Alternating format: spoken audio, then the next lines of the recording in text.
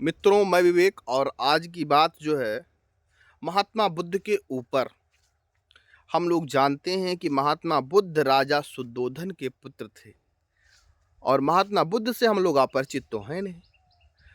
महात्मा बुद्ध बचपन से ही थोड़ा बैरागी टाइप के थे। पूरा नहीं थे, पूरा तो वो बाद में हुए हैं। थोड़ा बैरागी टाइप के थे। उम्र बढ़ती जाती है, राजा को इसका भान था कि कहीं उनका बेटा जिसे राजा बनना है कहीं वो बैरागी ना बन जाए।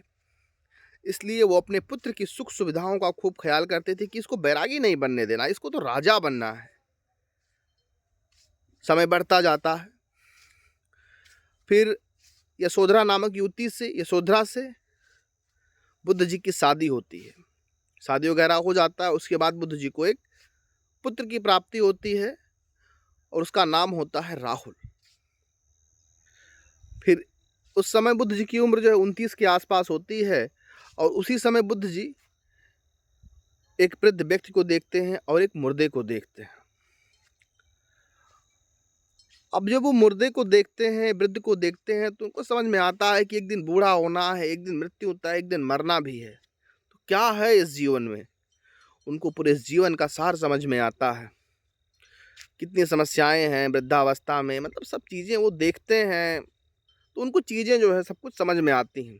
उनका मन और भी ज़्यादा वैराग्य की ओर बढ़ जाता है।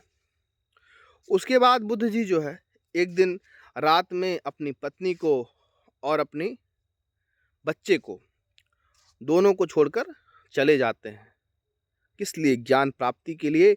और 6 वर्षों तक वो गहन साधना करते हैं और फिर उनको बोध गया में ज्ञान की प्राप्ति होती है। अब ज्ञानवान की प्राप्ति तो उनको हो जाती है। इधर राजा सुद्धोधन चिंतित हैं कि मेरा बेटा जो है, जिसको राजा बनना है, वो तो इस समय अपनी साधना में लीन है, ज्ञान प्राप्त कर रहा है। अब उसके बाद फिर बुद्ध जी जो है फिर यहाँ से जो है राजा संदेश देते हैं, भिजवाते हैं अपने लोगों को कि जाओ बुद्ध को बुला कर ले आओ। लेकिन जो वहाँ पर गया वो वहीं पर रुक गया। मतलब आपने सुना होगा बुद्धम शरणम गच्छामि।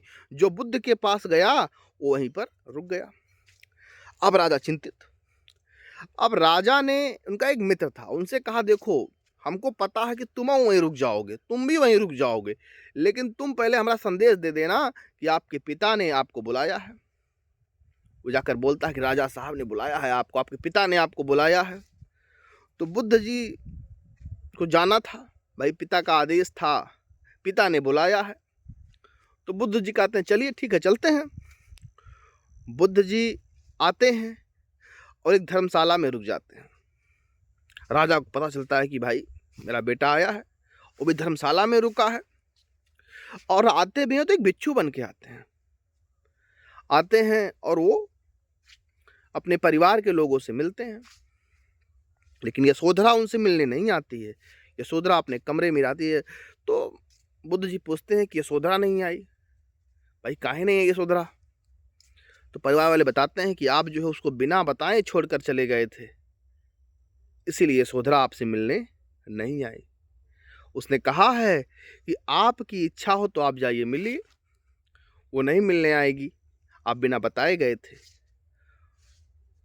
बुद्ध जी खुद जाते हैं यशोधरा के कमरे में और उनकी वर्डिंग यही होती है कि भिक्षाम देहि। और यशोधरा अपने संतान राहुल के हाथ को बुद्ध जी के हाथों में दे देती है। मतलब उसमें कोई सॉरी वारी नहीं कि मतलब तुमको छोड़कर चले गए थे, ये वो सब नहीं। वो सब मतलब डायरेक्ट बोले कि भिक्षाम देहि।